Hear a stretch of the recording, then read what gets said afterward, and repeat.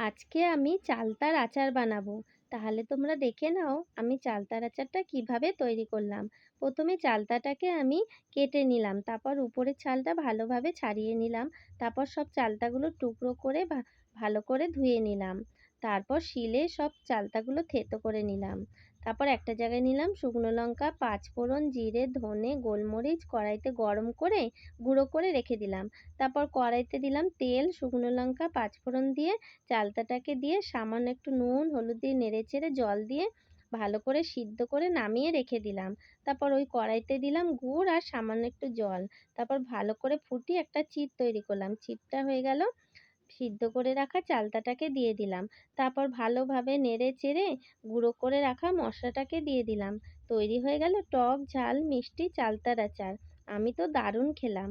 আমার ভিডিও ভালো লাগলে প্লিজ লাইক আর সাবস্ক্রাইব করো।